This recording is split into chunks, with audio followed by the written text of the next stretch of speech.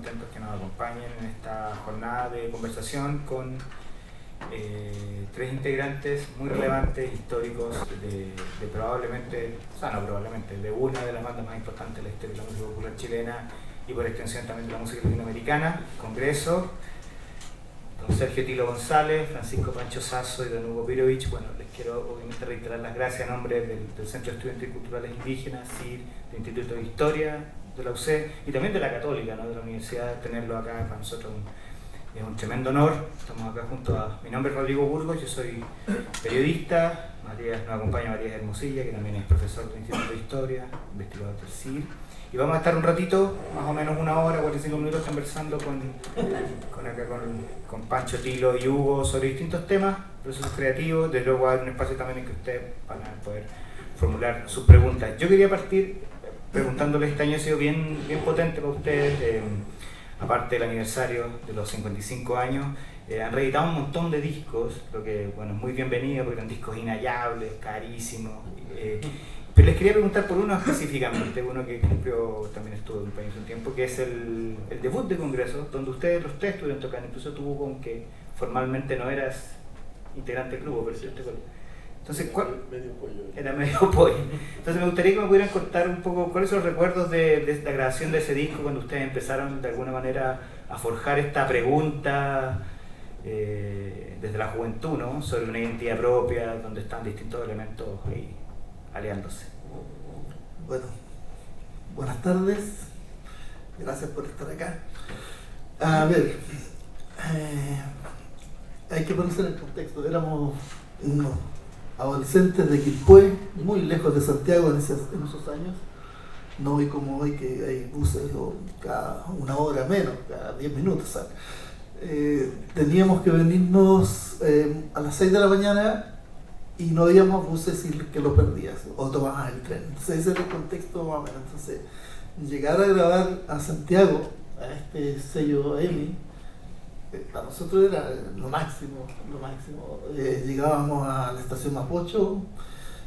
Recuerdo que alguna vez, no siempre, tuvimos que arrendar un carretón de mano para llevar los instrumentos al estudio, porque ni un taxista quería llevarnos. Todo esto, lo que les cuento rápidamente, es para que se pongan en el contexto, que eran años muy distintos a hoy día. Y claro, hoy día, como tú bien dices, se reeditó el vinilo, y que vuelve a su origen, porque siempre fue vinilo. Después salió CD y otras cosas, pero volvió a ser vinilo. Y nada, pues, Hugo era invitado en la canción Maestranzas de Noche y el Cóndor pasa, me parece, como el flauta. Pero además fue el huésped, que claro. Yo lo recibí en el regio apartamento. Claro, ahí entramos no sé cuánto en una pieza que tenía Hugo. Y bueno, volver al día a escuchar esa música, claro, te trae todos esos recuerdos. Aparte que no sé si son tan tecnológicos acá ustedes, pero antes se grababa todo junto, no habían por pistas como hoy día. Tampoco se podía regrabar, que el día se va a pinchar, que cuando tú te equivocas puedes volver a tocar el pedacito solamente. Así que había que venir muy bien ensayado, y ese disco lo hicimos en un día. Entramos a las 11 de la mañana al estudio y a las 7 ya teníamos el disco listo, mezclado, y no había más que hacer. La tecnología no lo permitía. Entonces había que ser muy disciplinado, sincero, claro, en que todo saliera bien. Y así todo, igual hay algunas pifias, pero las dejamos. Así que un poco eso. Pero si se equivocaba, de nuevo repetimos. O sea, si uno se equivocaba, había que grabar el tema entero de nuevo. No como hoy, que se puede echar solo un espacio que está el error. Así que un poco eso. Felices de grabar el primer disco, además. Pero antes de eso pasamos, por lo menos Pancho en los psicodélicos, yo en los masters, otras bandas, y en los sellos de la provincia de Valparaíso, sello Pleno, ahí grabábamos algunas cosas instrumentales, de Julián García Reyes, un tipo de radio muy antiguo. Así que eso es más o menos.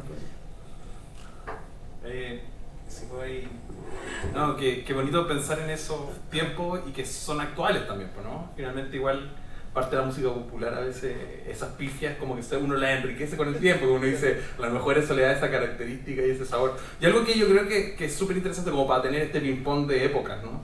Algo muy interesante del Congreso es que ustedes se han mantenido activos creando, ¿no? Y eso a veces, eso es algo que se pierde dentro de la historia de la música popular, que hay bandas que siguen solo tocando esos espacios y ustedes hasta hace poco siempre han seguido creando canciones nuevas. ¿Y cómo es esa experiencia incluso como de rebobinar ese sonido hacia atrás y ahora como vincularse a ese sonido actual que están haciendo finalmente?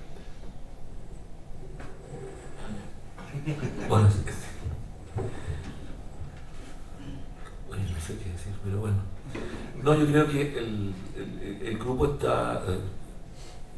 la palabra acondicionado es muy mala, porque suena a Pavlov.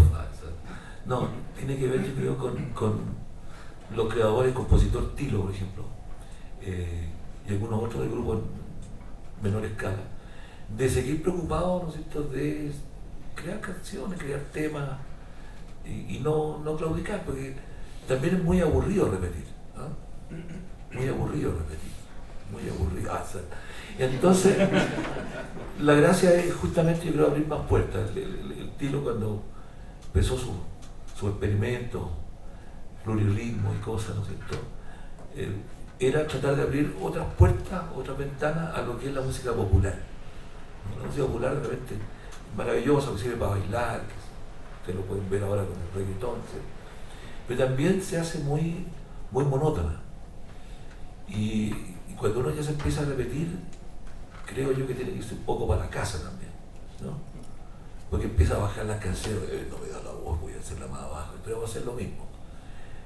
Y eso le resulta a muy poca gente. Ahora, es buena onda porque eso genera dinero, ¿no? Los que siguen haciendo esas cosas. Pero yo creo que es mejor el camino que nos ha indicado Tilo, ¿no es cierto?, y los otros miembros del grupo, de seguir abriendo estas puertas, estas ventanas para instalar ahí alguna posibilidad, ¿no? Hemos tratado de todas maneras desesperadamente de hacer un hit, ¿no? Estamos en eso, ¿no? Pero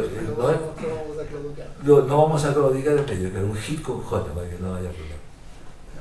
Oye, perdona, quisiera destacar que el Tilo es el compositor y el autor es Pancho, que nunca se dice, Pancho nunca dice el texto es mío. Yo copio muchas veces. Se lo soplan. Y el resto de los músicos son los peores, por eso decimos que no se mueran nunca. Pero son entretenidas las cosas, porque hubo un disco parece que fue donde hizo el Jorge Campos la canción. Sí, claro. En un disco donde varios hicieron canciones, pero dimos cuenta que no Y funcionaba. fue el peor disco. O sea, que ahí no me ha llegado a los compositores. No, pero bueno, yo hago algunas letras, cosas sacadas de repente de tipos que hacen letras clásicas, qué sé yo, que usan la antigüedad, pero es plagio, ¿no? Con Charo, lo que se llama hoy día los sitios que le llaman intertextualidad, ¿verdad? Si usted quería eso, plagio vulgar y silvestre. Yo les quería preguntar, siempre es muy alucinante, bueno, volver a ese periodo, se definir los 60 y 70, donde todas las bandas afuera, acá también, bueno, estaba la nueva canción, y ustedes también, estas bandas como del beat, que empezaban a moverse, a encontrar un lenguaje propio. ¿Cómo los grupos creativamente iban avanzando y de dónde sacaban las ideas, los elementos? ¿Cómo era componer? No sé si me pueden dar algún indicio de cómo era un proceso creativo de ese congreso del 71, del 72, cómo iban probando sensaciones, ideas, colores. Sí, yo creo que la inspiración estaba en la calle, ¿eh? Había mucha efervescencia cultural, los murales de la Ramona Parra, toda Latinoamérica tratando también de encontrar su foco, su raíz. Y en ese tiempo, ya que poner tan puntualmente, mi hermano Fernando era el que componía la música. Y bueno, éramos adolescentes, teníamos mucho tiempo y ensayábamos largas tardes, con algunos breaks de partidos de fútbol. Y entonces la labor era más colectiva tal vez, ¿no? Pancho igual llegaba a veces Fernando con algún verso y Pancho los terminaba, en fin. Pero claro, es distinto hoy día de otra manera, ¿no? Quizás será por el tiempo que no tenemos para juntarnos y estar experimentando por mucho rato.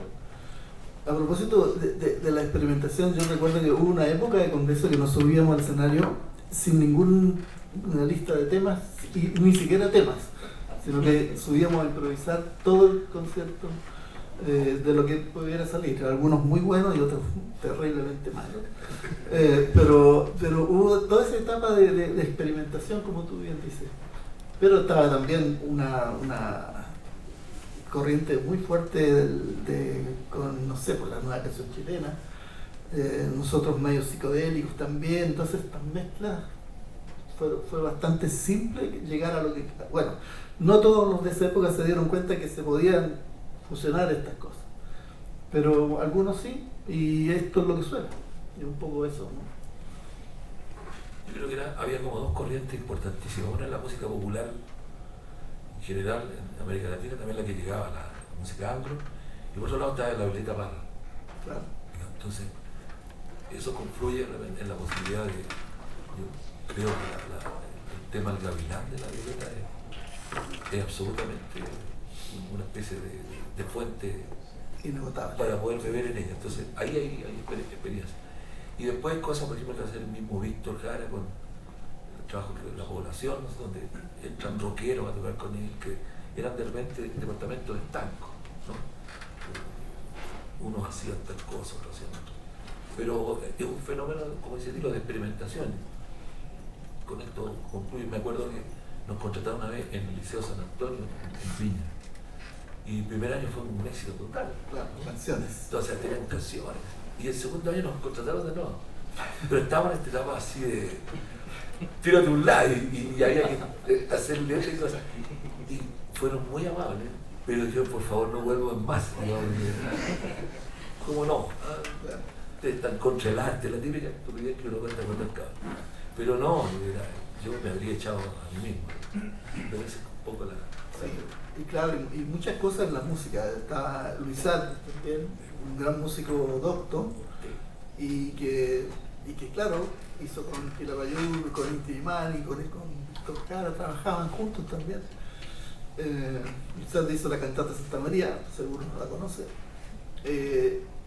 Y entonces bueno, también había mucha musicalización de poesía, entonces todo, como que todo el arte estaba funcionando bien, ahí muy armado. Yo tengo una teoría muy linda que queda en eso solamente, que ese momento, incluso Víctor graba con los Blobs, que era un poco más rockero, y yo creo que ahí estábamos a puerta de tener una música propia del continente, o al menos del sur, como así lo tiene Brasil, que uno lo reconoce inmediatamente. Podríamos haber llegado a eso hasta que vino ese fatal día del 11 de septiembre. Yo no estaba en el conjunto, o sea, yo ingresé después, por supuesto, pero hubo una época, ¿cierto?, en que ellos tocaban, los hermanos González con las chaquetitas rojas, ¿sí? ¿Se acuerdan? Parecíamos bomberos. Claro, y canciones de los Shadows, y era famoso el equipo, por supuesto, uno lo miraba así con la admiración. Y después sucedió que ya Fernando se puso las pilas, y como yo habíamos estado en el Vespertino con Fernando, un día me llamó, me dijo, oye, mira, queremos hacer, ¿por qué no vaya a cantar una canción con nosotros? Porque tenemos que llegar a una marcha a Santiago, así fue. Así que me aprendí la canción, la canté, la trajeron a Santiago y salí inmediatamente eliminado. Que había un director artístico acá, ¿cómo se llama? Oñate. Jorge Oñate. Pelado Oñate. El otro. Enrique, no importa, sí. Dime que sí, ya. Así que, claro, fue un lindo comienzo y todo. Y como Vivaldi era el flautista del congreso y nos conocíamos, después fue como natural que se fue Vivaldi, que yo entrara ahí. Pero nos conocíamos de antes y años. No, Renato. Antonio Vivaldi. Estaba viejito, pero era un rockero, pero seco, ¿no? Nació en el siglo XVII. Claro, no, estaba Pudo tocar Renato Vivaldi. Tenía buena baila. Es interesante lo que decía Tilo, y toda esta mezcla de sonidos, bueno, pensar en Unidad Popular, pensar en Sergio Ortega, en Becerra, ¿no? Como que existía toda esta vinculación entre como la música docta, no había esta separación tan fuerte, o había una invitación a que la música docta también colaborara. Es decir, Violeta Parra había participado de encuentros de poetas, de escritores, abriendo un poco también ese plano, el diálogo entre como la cultura amplia o lo que antes, hoy día o también mucho rato se llama alta y baja cultura, ¿no? Entre comillas, de cierta forma lo popular estaba en todo y eso es súper interesante. Yo creo que es algo muy vital del sonido de Congreso, ¿no? Porque hay una vida de mezcla de cosas y identidades que son muy importantes. Yo creo que algo pensando, no sé, por lo mismo, como la dictadura cambia como el derrotero de lo que venía, pero también cómo la dictadura abre a una experimentación nueva de ciertas posibilidades de que no se puede decir de manera tan evidente, ¿no? Y yo creo que para mí es súper importante como ese juego entre el sonido que mezcla entre interculturalidad, lo afro y todo, y también el discurso lírico de lo que se puede decir, cómo se vivió ese desafío, porque ya teníamos el desafío de componer o la experiencia de componer antes, pero componer en ese contexto. Voy a dar la palabra a Pancho porque en el texto, o sea, para mí lo hace genial, o sea, dice lo que tiene que decir pero no está dicho y entonces la censura no cachó ni una, pero si tú leías entre letras estaba muy claro en qué posición estábamos nosotros. Así que, Panchito. Lo que pasa es que en esa época, después del día del 11, ¿no es cierto? Hay una complicidad.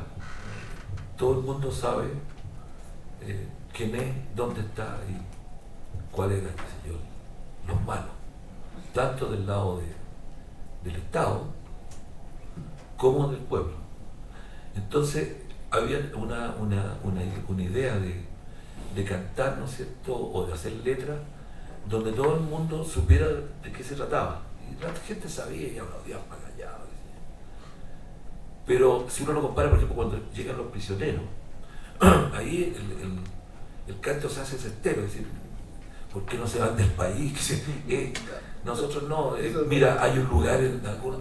No, entonces había que cuidar. Y habían pasado 10 años ya, claro, de todas maneras. Claro. Por eso digo, lo que uno tenía que hacer era hacer textos de ese tipo, pero por otro lado, había un cuidado tanto del grupo, porque podían, ¿no?, y también del público.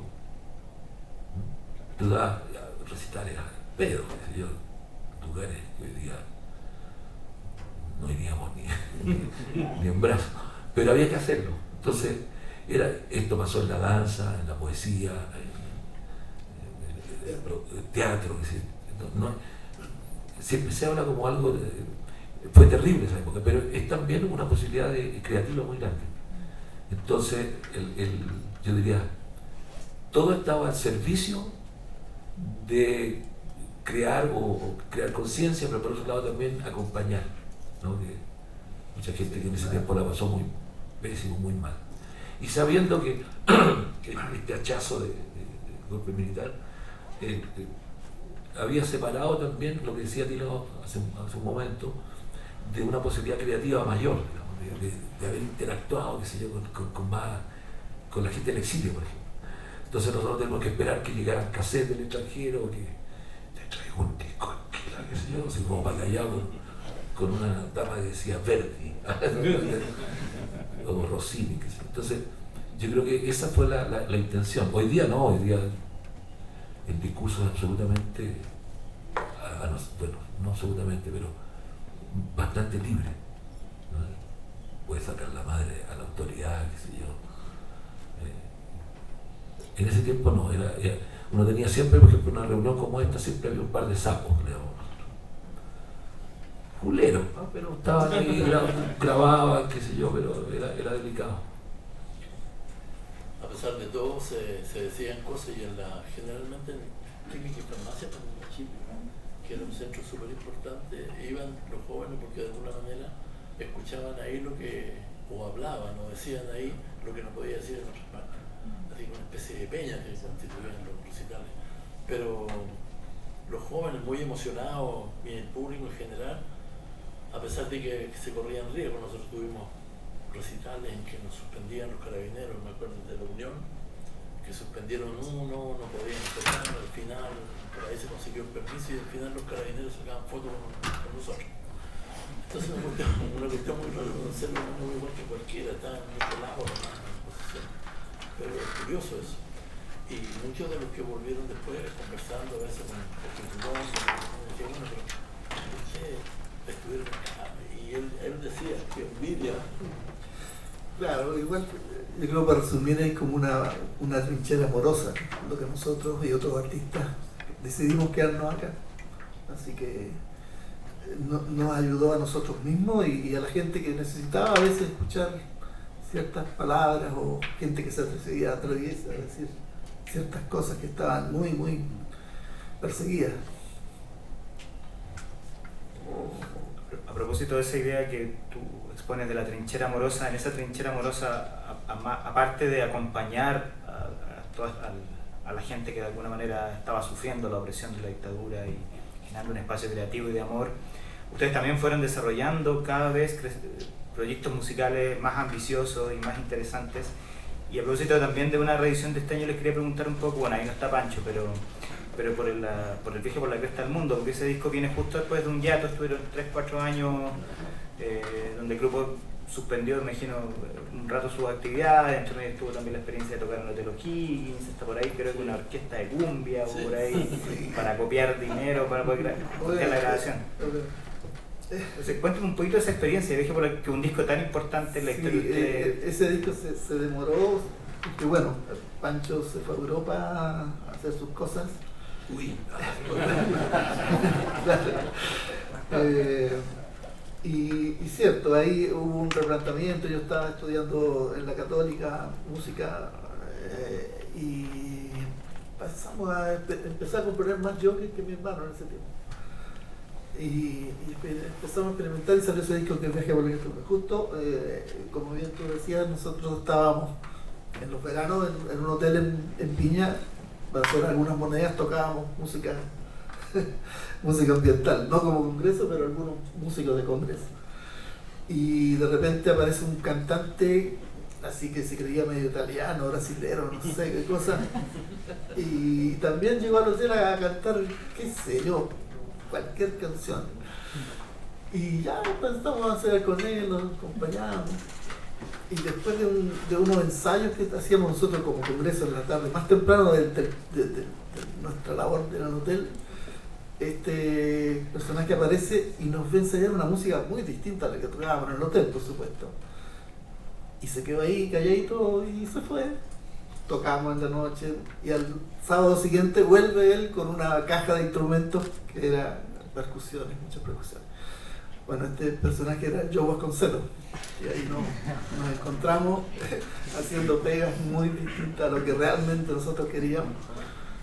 Y empezamos a ensayar y de ahí nace El Sol Luminoso y etcétera, etcétera. Y ese disco, claro, era mucho más experimental que los anteriores, que eran más canciones. Ahí hay una balada un poco más desarrollada en la música. Y pocos textos también, porque no teníamos al ídolo. Entonces nosotros fuimos, en esa parte fuimos súper sabios, de decir, porque vamos a hacer canciones con letras no tan buenas. Entonces empezamos a hacer cosas más instrumentales y llegamos y después va a subir el sol. Lo que pasa es que ellos saben que yo debo estar entre uno de los 10 tipos más modestos que hay en este país. Debo estar entre los 10. Yo creo que no, y ahí viene el viaje por la cresta a Levacarta y culmina con El pájaro de García, que logramos todos ahí. Oye, lo interesante era que ahí en el hotel tenía una pieza para ensayar y después tocamos con Raúl Blasio, que había partido una idea de Reñaca que llegó, no sé de dónde llegó él, y se formó un club que se llamaba Casados Club, donde iba la gente y compraba su botella de whisky, lo guardaba con llave y después llegaba la próxima semana, lo había hecho y lo sacaba. Y era bien curioso. Hasta que finalmente, después estuvimos en el Hotel O'Higgins con Raúl, entonces de repente uno estaba ensayando los temas de congreso que veía y después había que tocar con Raúl, temas internacionales, qué sé yo. Entonces, claro, Raúl era un tipo que tocaba todo el piano pero no sabía música, ni sabía un poco porque era profesor de colegio, y de ahí fue aprendiendo y todo. Y llegó un momento hasta que era tanto lo de Viña que se consiguió tocar en el Festival de la Canción, ¿te acuerdas? No? Es cierto, Y tocamos en el Festival de la Canción, pero pasó sin pena ni gloria, nadie pescó. Mira, nadie se le fue, que fue magnífico eso. Bueno, él es súper amigo de Raúl y Blasio. Era. No, por eso te digo. ¿Te recuerdas el peor momento de Raúl? Me decía, Huguito, podemos pedir un crédito ahí en la ISAPRE, o sea, en la ISAPRE en nuestras cuestiones financieras. Y después ya se olvidaba de pagar las letras, por eso, pero no es que sea Si alguien conoce de Blasio, le dice, por favor, que le marca. Lo estamos esperando. Está en buen pie. Bueno, pero son cosas claro, uno tenía que hacer lo que podía hacer, que era músico, por lo tanto había que tocar en lugares a veces no muy... O sea, está bien, la música sirve para todo. Por lo menos teníamos igual el espacio donde poder ensayar, además, como congreso los días sábados. Y bueno, esa fue la historia del encuentro con John. De ahí estuvimos 2 años, 3 años con él. Sí, igual, súper interesante también cómo estos encuentros abren otros diálogos, ¿no? Con otros sonidos, ¿no? Que también se van sumando a la misma instrumentación de ustedes, que eso es algo que destaca mucho en la mezcla de las sonoridades, como instrumentos del mundo mapuche, la idea de las percusiones. ¿Cómo viven ustedes en ese sentido un diálogo con esa interculturalidad sonora? No sé, me interesa mucho cómo verlo en su visión. A ver, yo no soy un estudioso de investigar música africana, música mapuche, etc. Yo escucho música. Y escucho harto, o escuchaba mucho, quizás el día menos. Y a esto de ser inquieto en buscar, bueno, aquí en el Campo Oriente, en la misma universidad, había mucho material que no estaba en ninguna otra parte, digamos, material sonoro. Pero a eso yo creo que hay que agregarle lo que uno viene de niño, o sea, en las casas la radio prendía todo el día, escuchando desde mambos, cha-cha-cham, merengue, bolero, tangos, que lo escuchaban los papás o en ese tiempo, ¿no? Las nanas de ese tiempo. Entonces es una costelera después de la universidad escuchando, no sé, a Gismotti, Ginastera, qué sé yo, todos los grandes compositores. Claro, y sobre todo a mí me llamaron la atención los compositores latinoamericanos, ¿no? Villalobos, Chávez, que de alguna manera en su género, que era música de adosta, estaba el folclore tan claro, o sea, no sé si el folclore, pero al menos el gesto de rescatar su sonido de origen. Entonces me entró, yo decía, bueno, si este tipo en música adulta puede hacer eso, ¿por qué no lo podemos hacer en la música popular? Que está mucho más cerca de la raíz, ¿no? Y eso me dio bastante como seguridad de decir, ok, vámonos a ese lado. Dejando un poco ya más el rock o la psicodelia, bueno, dejándolo un poquito. Hay una anécdota del final, digamos, porque después ahora ya estamos hablando de las cosas más modernas, que cuando ensayábamos en Valparaíso estaba Ernesto Holman, ustedes lo conocen, ¿cierto? Un gran bajista. Y después, bueno, se fue Ernesto Holman a estudiar con Pastori, parece, y entró Jorge Campo. Y Jorge llegó con toda la metodología interpretativa moderna, ¿cierto? Con slap y todas esas cosas que nunca en el repertorio de congreso lo hacía Holman. Entonces revolucionó un poco el quehacer y la interpretación. Ya se conversábamos la otra vez con Ernesto y me decía, no, oye, esos maricones nunca me dejaron empezar lo que dije.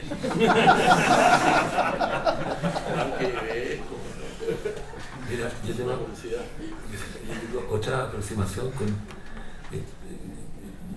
yo diría, yo soy quincho, digamos, soy bien mestizo. Entonces para mí una palabra que es peyorativa, pero en el caso mío no, es la idea que champurrea, digamos, ¿no? que no habla bien y trata de champurrear. Yo creo que la influencia del mundo vernacular latinoamericano es extraordinaria, ¿no? Y una de las cosas que abrió en tiempo un poquito antes del gobierno de la Unidad Popular en el año 70 es justamente esta diversidad, por un lado instrumentística, timbrística, que aparece, por ejemplo, en la utilización del charango, del cuatro, la zampoña, la truchuca, ¿no? Etcétera, y las recopilaciones que empieza gente que va a terreno, que graba cosas. Porque hoy día se habla mucho realmente de una apropiación cultural, en mala, ¿no? No, yo creo que se basa en el respeto. Entonces lo escuché yo a el cura Chihuahua, el respeto a toda la sangre, ¿no? Que es de lo que estamos constituidos nosotros, ¿no? Entonces, basta que los chilenos hablemos la famosa TR, existe toda la cultura de Wink. Hablamos del tren, Pepe Pato que se inventó el tren, ¿no? Me voy a comprar un traje. Entonces escuchan todo a nivel popular y es la TR indígena, ¿no? Que nos dice turutruca o cultru, ¿no? Lo vemos en el altiplano, en el Aymarici, la TR es distintiva y la tenemos todos nosotros. Entonces un poco fijarse en estos susurros a veces conscientes e inconscientes, que es lo que le pasó una vez conversando también con el Gato Alquinta, cuando se pega ese viaje iniciático por América Latina y descubre o redescubre que hay un mundo que es casi intocado, se le consideraba peyorativo, por ejemplo, quienes cantaban vals peruano o el vallenato antes de Vive, la gota fría, sí, antes no, ahora todos son vallenateros, no, el vallenato que se estila en Valledupar, la décima a lo malo, lo divino, etc. Es decir, hay todo un suelo, un subsuelo que de repente emerge, ¿no es cierto?, y es atrapado por la gente, yo diría, de buena voluntad. Esa es la gracia, ¿no? Pero una maravilla. Y de repente uno justamente pasaba o invisibilizaba gente. Son susurros que nos constituyen, ¿no? Y que a veces, por suerte, emergen en la creación, digamos. Y como decía Tilo, a veces sin proponérselo. Están ahí. El timbre, por ejemplo, la truchuca es maravilloso, ¿no? Se suponía, si uno lee algunas cosas del siglo XX, no, es una especie de aerófono monótono. No, nosotros sacamos hasta melodías en eso, ¿no? Etcétera, ¿no? Entonces yo creo que hay que tener como la posibilidad y las ganas de asomarse a este espejo, como dice el mismo el cura Chihuahua, en recado confidencial a los chilenos, en este espejo obnubilado que tenemos nosotros, pero medio como con neblina, ¿sí? Cuando uno se mira al espejo y se da cuenta que tiene la suerte de ser mestizo, ¿no? Sin renegar de ninguna sangre, uno se da cuenta que está creciendo algo. Yo les quería preguntar, bueno, en los años recientes ustedes han presentado Terra Incógnita para los arqueólogos del futuro, discos bien simbólicos de ustedes completos, y en 55 años hay una batería de álbumes bien importantes. ¿Qué les pasa cuando vuelven a escuchar esas músicas que fueron compuestas, grabadas en condiciones tecnológicas, colectivas, personales, muy distintas, ¿no? ¿Cuáles son las sensaciones que les llegan cuando tienen que preparar esos temas para volver a tocarlos, para un aniversario, para una clínica, en fin? Sí, esa parte, claro, sobre todo estos últimos conciertos que son las celebraciones de los 55 años, tratamos de tener música ojalá de todos los discos. Y en esa reescucha, más que la música misma, son los personajes, los compañeros que estuvieron en ese disco.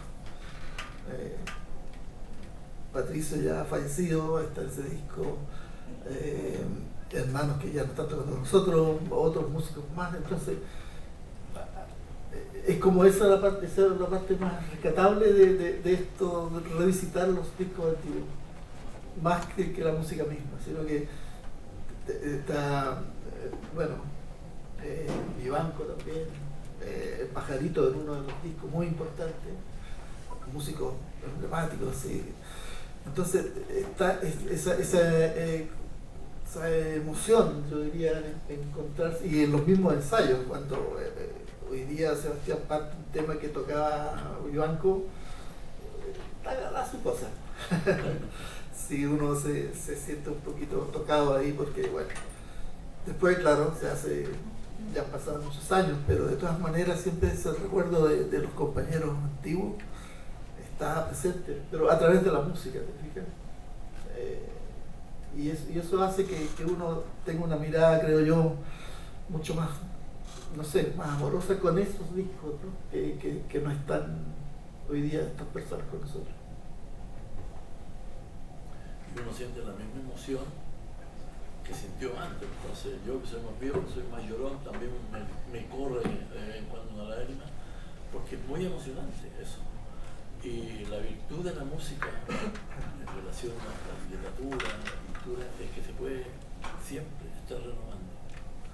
Entonces esa renovación, ¿cierto? Uno lo apoya en lo que tuvo de antes, la vivencia que tuvo y lo que pasa ahora. Entonces es una cuestión súper emocionante. No sé si a ustedes les pasa eso, porque son medio sensibles.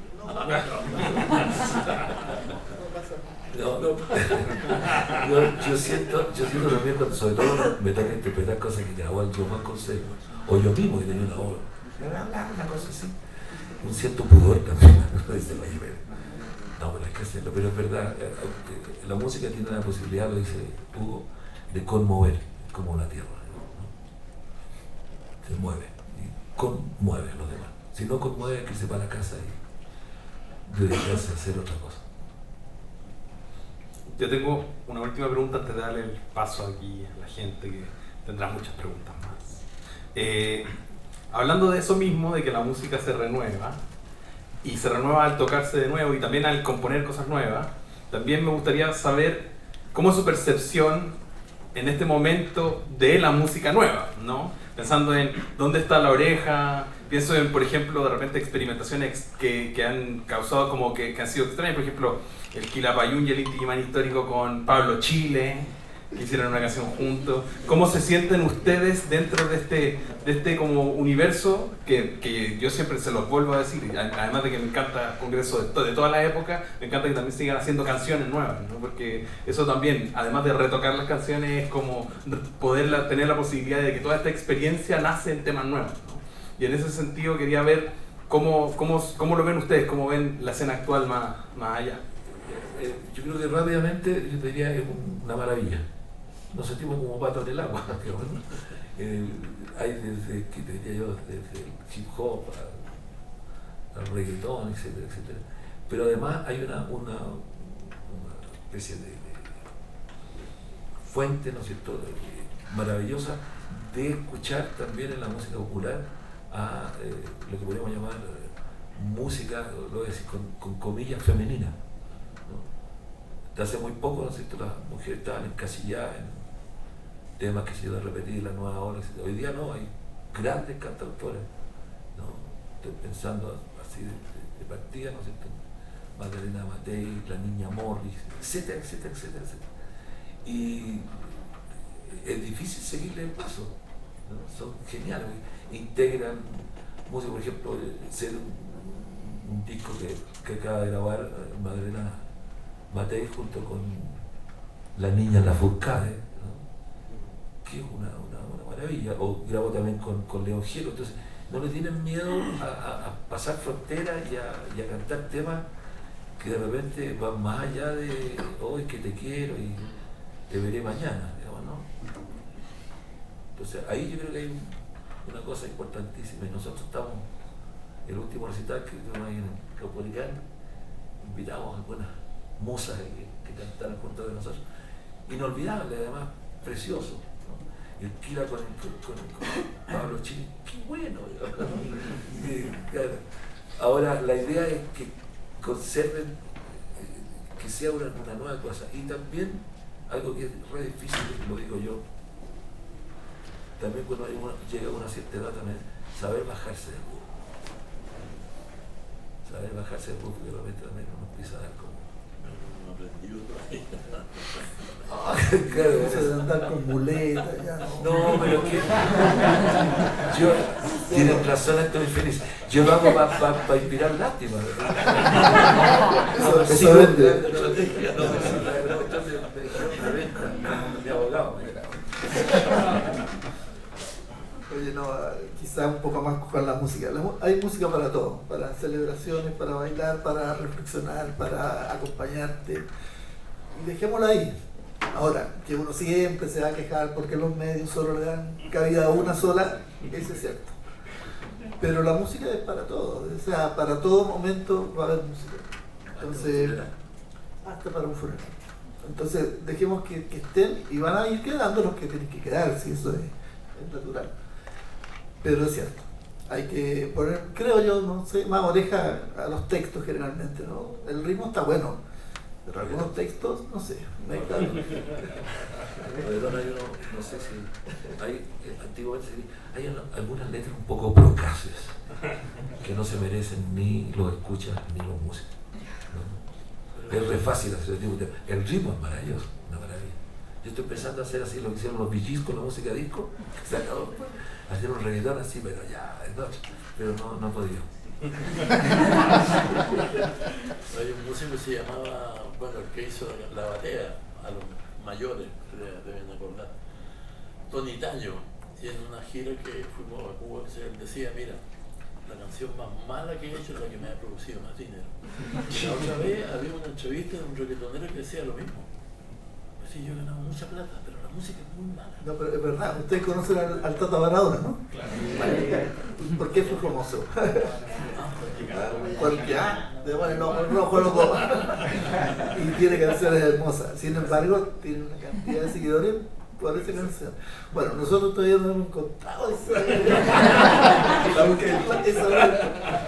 Pero bueno, Vamos a intentar anotando. Bueno, le abrimos las preguntas. No tenemos micrófono, pero yo creo que acá nos podemos escuchar. Adelante. Hola, un gusto poder estar compartiendo con ustedes y gracias por el centro, por invitarlos. En el 86, Pancho vuelve a Chile, 85, 86, y ahí sale El Estoy que me muero, que es un disco bastante emblemático y para mí quizás dentro de los que me gusta, el que para mí me gusta más. ¿Vieron? Pero también se nota un cambio bastante importante en relación con los otros discos, con los otros discos, entre ellos de los que no estaba Pancho Sasso. Y me pregunto por qué hay una influencia más cercana al jazz en ese disco que otras influencias, y si la visita, mejor dicho, los tiempos que estuvo fuera Pancho, cuando tú fuiste a Lovaina a estudiar, también enriquecieron con ciertos sonidos, con cierta música que luego lo pudiste reproducir acá en los siguientes discos. Bueno, sí. Eso es. No, sí, yo estuve muchos años allá y escuché mucha música. Yo soy aficionado a la música flamenca. Entonces escuchaba la radio igual, a torrante, como siempre, pero allá. Y claro, traje cosas, tenía muchos compañeros, por ejemplo, africanos. Lo que era la República Democrática del Congo, era el Zaire. Entonces, tenía muchos compañeros de universidad, de estudio, otras cosas. Entonces escuchábamos música, que se llamaba la música, que curiosamente la llevaron los cubanos. Entonces tocaban la guitarra de una manera fantástica. Entonces traía todo ese bagaje. Pero yo creo que la influencia del jazz y otras cosas hay que debérsela también a los instrumentistas. Pirori viene de la música, en la Marcova, pero también él es maestro, director de un grupo barroco. Maestro se les dice, ¿qué son? Maestro. Bueno, y el tiro también, el Jaime Atena estaba en el mundo del jazz. Hoy día hay gente que ha participado en el jazz y en las cuecas, entonces yo creo que eso, de repente hay algunos solos, ¿no es cierto?, que impregnan, convencen al compositor. lo digo en voz baja, y aparecen estas cosas que están en algunos con mayor empeño, ¿no? Pero eso yo creo que ahora, todas las formas musicales en el grupo yo creo que son bienvenidas, ¿no? Y esa es la gracia que tiene Tilo, tiene unas antenas, hay que tener cuidado cuando usted sube una micro, siempre está escuchando conversaciones. Melodía, el chileno tiene una melodía de hablar muy musical, como otro acento. Bueno, siempre me preguntaban qué estilo, después que se baja, no el estilo, sino que estilo. Era la música, que es la música que de Congreso, entonces era siempre complicado, así que quedó fusión, que es la palabra que ayuda a hacer todas las características musicales. Esa es una palabra que del tiempo de Miles Davis, ya fusión. Pero finalmente, una vez lo leí en una entrevista suya, usted se define más que nada rockero. Claro, fui un antiguo rockero. No, claro, yo tengo un pasado así penoso. No sé por qué sabía, pero es verdad. Entonces, yo he grabado con mucha gente, hasta heavy metal, entonces, un grupo de Valparaíso.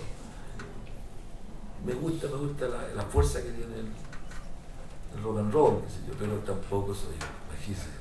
Lo que pasa es que nuestros inicios fueron en la época Claro. del rock, de la psicodelia, Led Zeppelin, Doors, y mucho músico. Y Fernando, tu hermano, definía, ¿y qué es lo que es el rock and roll? La guata. Hay que sentirlo aquí en la guata, es verdad. ¿No? Claro, No, todos, aquí voy a tocar un punteo ahora, ¿no? todos quisimos ser rockeros. Ya.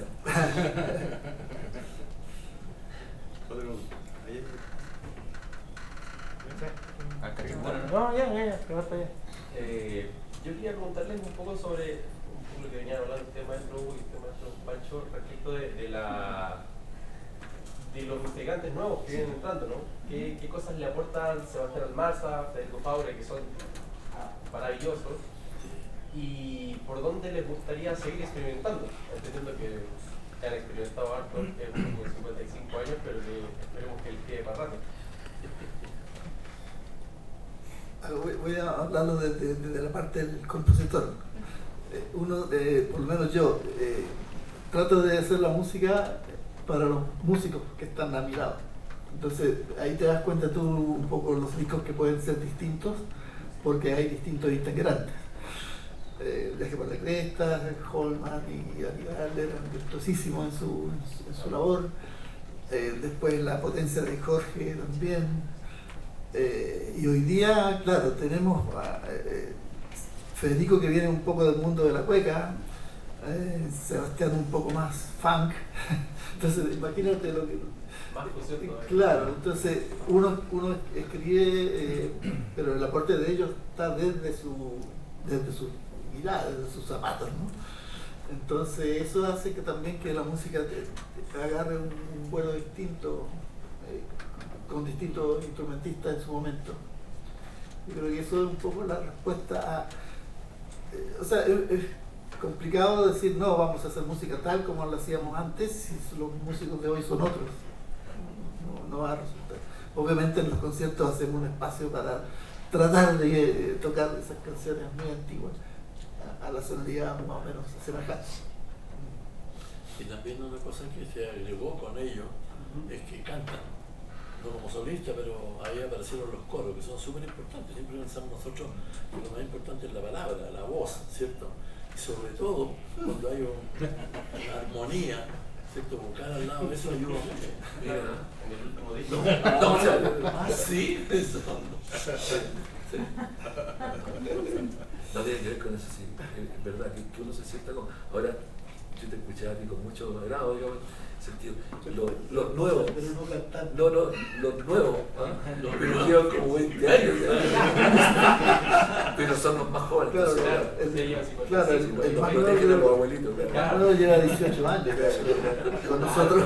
La otra vez un día, no, que nosotros somos los nuevos. Ahora no, Ahora, un gusto de verdad, son como mis ídolos, para decirlo. Me llamo Diego y tengo como dos preguntas, más o menos chiquititas igual. Quería preguntar de dónde proviene el niño para arqueólogos del futuro. ¿Dónde proviene? Como que nunca, al menos no encontré información, al menos, de dónde proviene. Mira, ese es un tema. No, es que el futuro no es La canción niño, ¿no? La canción. No, pues para arqueólogos del futuro, el niño que sale que dice recibí tu carta. Recibí tu carta. No, ese es Simón. Ya. El mismo del patio de Simón, pero ya ahí ya hablaba. Ya. No, entonces lee un cuento del silabario. ¿No? Bueno, ustedes aprendieron a leer de otra manera, pero el silabario era un libro para aprender a escribir y a leer. ¿Ahí está? Sí, claro, entonces Simón le pedimos chiquitito, así que leyera y apenas leía. De ahí nace. Eso se llama maltrato infantil. Todavía me está cobrando derechos conexos. Otra pregunta que tengo para Pancho como compositor, ¿cuáles son los compositores, escritores que tú has leído, que te han influido al momento de escribir tu obra en el Congreso? Tiene unos versos maravillosos y tal. Entonces quiero preguntarte eso, ¿quién está influido? Yo creo de leer el diario, los diarios, hasta los clásicos. Los tristes de Ovidio, ahora es pedante, pero sí. El viejo Shakespeare, el Quijote, etc. García Lorca, García Márquez, algunos argentinos, ¿no? Y yo colecciono primeras ediciones de poetas chilenos, bueno, para hacer, y hay otros preciosos, digamos. Entonces, estoy constantemente leyendo y yo pertenezco, siempre lo digo, a un colectivo, esa banda, que en el territorio, ¿no? Se llaman casi poetas. Pues están los antipoetas y los poetas. Entonces, los casi poetas son unos tipos envidiosos de los poetas y los antipoetas. Pero vamos a todas, ¿no? Plagiamos, que si cambiamos algunas cosas. Entonces nos invitan a las cuestiones de libros. Yo estoy metido ahora en serio en una editorial, se llama Vaguada Ediciones, en la Municipalidad de Valparaíso. Y estamos publicando y sacamos varios libros con pobladores y pobladoras.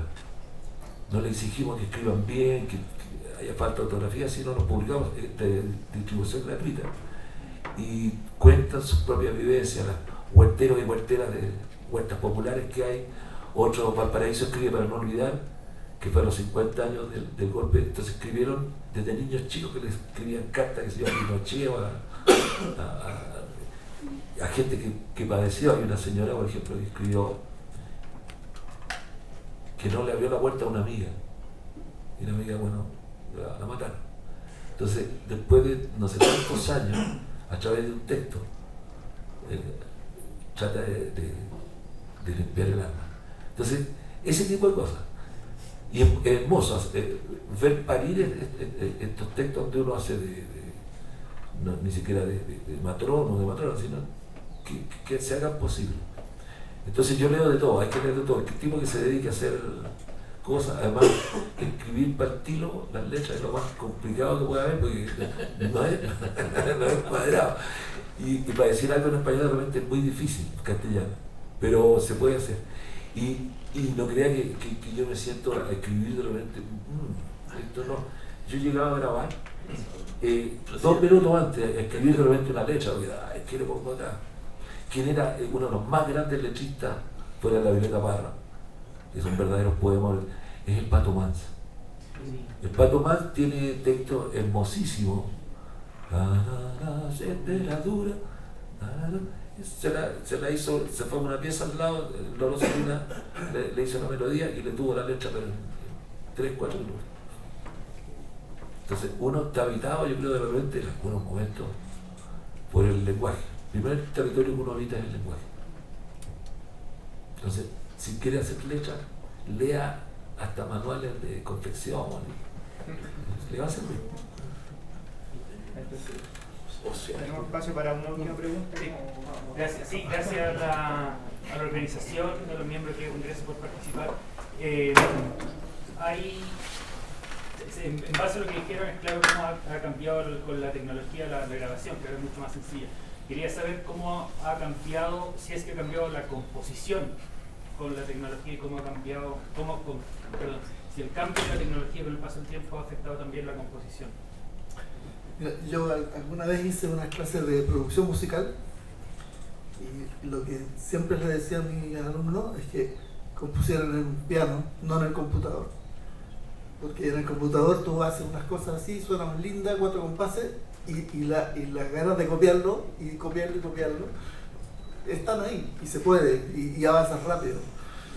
Sin embargo, si lo haces en el piano o en la guitarra, en su instrumento que sea, en algún momento va a haber algún error tal vez que te va a abrir otro camino, otra salida a lo mismo que estabas haciendo, pero ya va a tener ciertas variaciones. Entonces, claro, la tecnología, en el caso mío por lo menos, ayuda a que sea todo más rápido, en el sentido de que mostrar un tema uno lo puede fabricar en casa y lo escuchamos todo.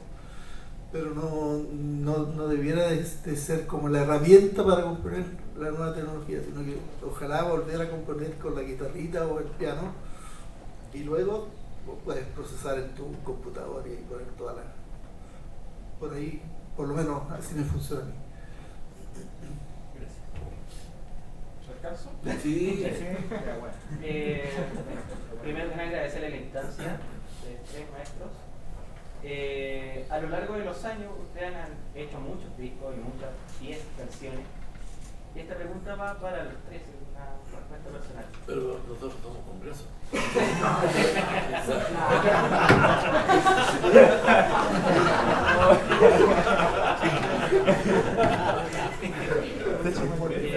Sería más que nada para cada uno, ¿cuál es la canción que a usted más le ha gustado a través de los años?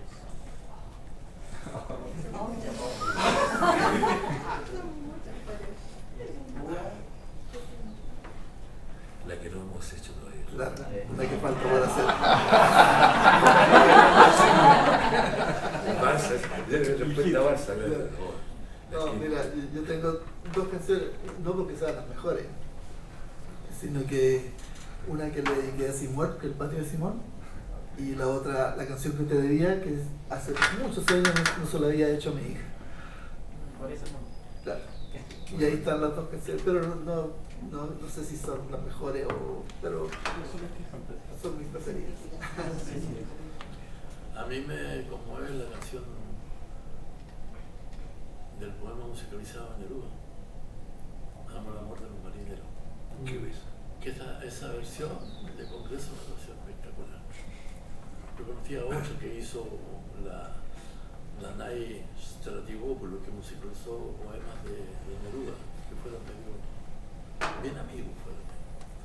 Y bonita la canción y todo, pero esta me encanta.